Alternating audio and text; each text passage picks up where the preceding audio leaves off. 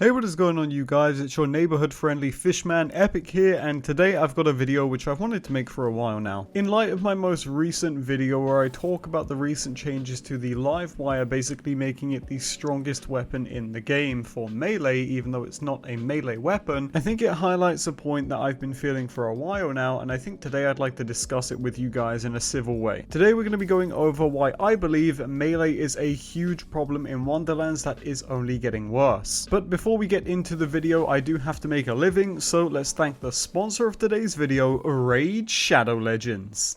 Raid Shadow Legends is like taking a next-gen console game and putting it onto a mobile device. I'm sorry if you got an iPhone 2, but for those of you in current gen on the real tech, you can play it right now today because, man, this game just goes hard. I gotta be honest, I'm not a big hero fan, but one of my most favorite ones in Raid is the Sky-Touched Shaman, mainly because she's super hot, boys. Oh my god. But also because she has tons of amazing skills, like being able to res allies and cleanse them of their debuffs, which is really neat and makes her a solid asset for any team comp that you have. But enough of that, because let me tell you guys about what's going on right now in Raid. They are currently doing a special event called the Deliana Chase, where you can get your hands on Deliana, and what's better is that just to get Deliana, all you have to do is log into Raid for 7 days between now and July 20th, and you'll get Deliana completely free. And by clicking my link in the description and installing Raid Shadow Legends, you'll also get a starter pack for free worth up to $40, giving you 3 champions, 10 magic XP brews, 10 force XP brews, and also 10 spirit brews. But if that wasn't already good enough, by using promo code MyDeliana, you can get yourself 50 XP brews for free in game right now. So once again, a big thank you to Raid Shadow Legends.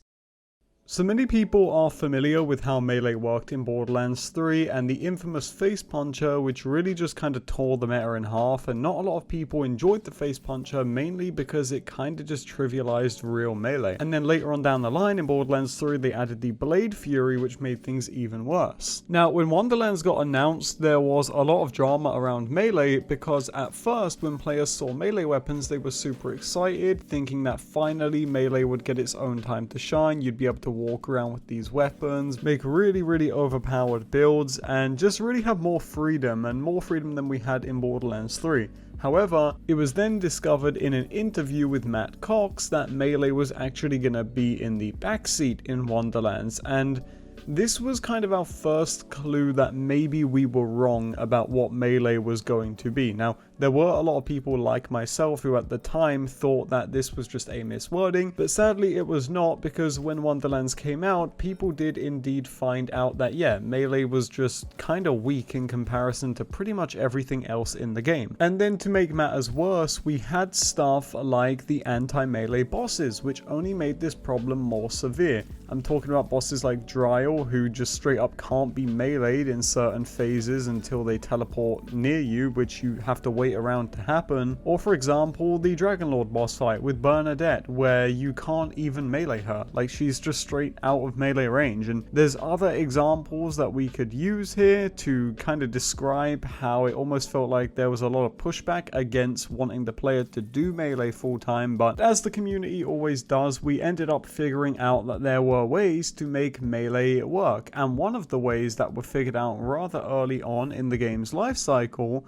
was about the Wire SMG. The Wire SMG, for those of you who do not know, would chain beams of electricity to enemies if you meleeed with it equipped. And this was really good because it meant that you could get out another damage source while you were meleeing in the form of gun damage. So you could do melee and gun damage at the same time while you were doing your melee build, and it made a lot of people extremely viable at endgame. Now we'll talk a little bit more about the Wire later, because obviously there's a whole bunch of drama there. But now let's also talk about the other thing people found, and this is something that was actually found before launch from the early access demo that creators would share gameplay from. And people found out that in Wonderlands there was a weapon known as the Spellblade, and the Spellblade directly fell into the face puncher drama hole because it was a melee weapon that dealt spell damage, something that people did not like one bit. I know there's going to be a lot of casual players watching this video, and that's absolutely fine, so let me just kind of break down and explain to you the main gripe with this. A lot of times in Borderlands games, it is possible to influence one source of damage with another source of damage, and the problem with this is that it's a slippery slope, because say you are boosting damage source A with damage source B, but damage source B can then be increased by another thing which gives it like 10,000% extra damage. You've now artificially boosted the damage of source A with source B, basically trivializing any need to go and grind and get better with damage source A, and it rubs a lot of people the wrong way, and at least that's the main gripe that I always see pop up. And that's kind of why people dislike the Spellblade, because it was something which did spell damage, and understandably in Wonderlands the spell shot could boost spell damage. Now, this became a massive problem for melee, because now it meant that not only were people using a gun once again to do melee instead of the brand new actual melee weapons, but now they were using the Spellblade, which was then being boosted by the spell shot. So now we had the best gun for melee was the live wire, the best melee weapon was the Spellblade, and the best class was the spell shot, because the spell shot could also use the warped paradigm to boost melee by spell damage, which meant, yeah, spell shot, Spellblade, live wire, that was melee now. Just as a reminder, there is over 15, I believe over 20 melee weapons in Wonderlands at the time of recording this video, if we're talking just the uniques, and one of them were being used. Now, I know that other melee weapons are viable, and I know that there are people like Quag, for example, in this community who is advocating that melee can be good without those items, and I can really appreciate the work that those people do to find those interactions and to use those melee weapons, but the hard reality is that not a lot of players are familiar with that stuff. Not a lot of players have access to the resources to find out about this stuff, and I'm talking about stuff just like going onto Twitch and finding the streams. Like, not everyone is able to do that, and as a result, they're going to latch on to the easiest thing they can find, which is Spellblade, Livewire, Paradigm, Spellshot. But this kind of all got worse when DLC 2, go figure, released for Wonderlands, and I kind of want to break down just how worse Melee has gotten since launch. Earlier, I spoke about how the anti-Melee bosses were a huge problem for Melee players.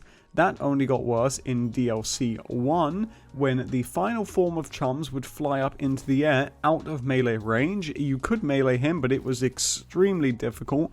And then, when the latest DLC, DLC 2 released, we got yet another anti-melee boss, worse than Chums, in the form of Imelda. And what's the problem with Imelda, you might be asking? Does she bounce around super fast so that you can't hit her as easy? No, you straight up can't hit her. Unless you have a ranged damage option like the throwable hammer on the Clawbringer, God forbid, you can't melee Imelda. It is a boss that literally invalidates a playstyle, and while the common deflection is, well, adjust your build.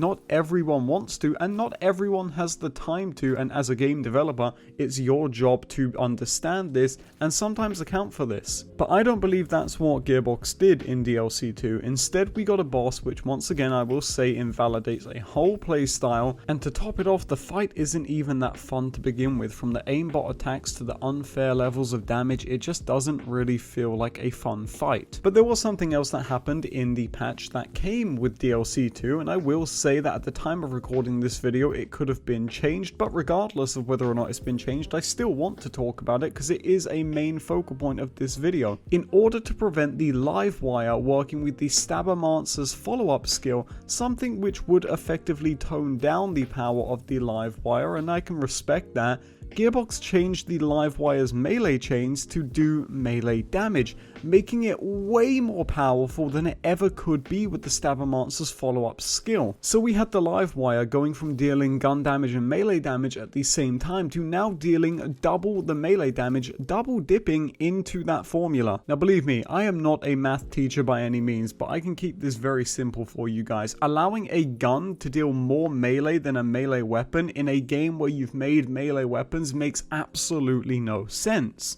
And you remember the problems I spoke about earlier with the spell shot being meta and the Spellblade being meta? Well, guess what? That only got worse because the Spellblade and spell shot could boost this interaction the highest they ever could out of any character in the game, making this problem so much more worse. And this, my friends, is what highlights the biggest issue with Melee in Wonderlands. So many times in the past we have seen this happen where something new is added into a Borderlands game and they don't know what to do with it, and it is so weak for so long until boom, a broken interaction comes along and they just let it subside. We saw that with slamming in Borderlands 3 with all of the crazy artifacts that would allow you to do broken stuff with them, but on its own slamming was basically useless. And now we're seeing it in Wonderlands with Melee, where Melee isn't even being used, it's pseudo Melee that's being used with the Livewire and the Spellblade, etc, etc. So it to me is just something which needs work, and I really hope Gearbox can take a look at it.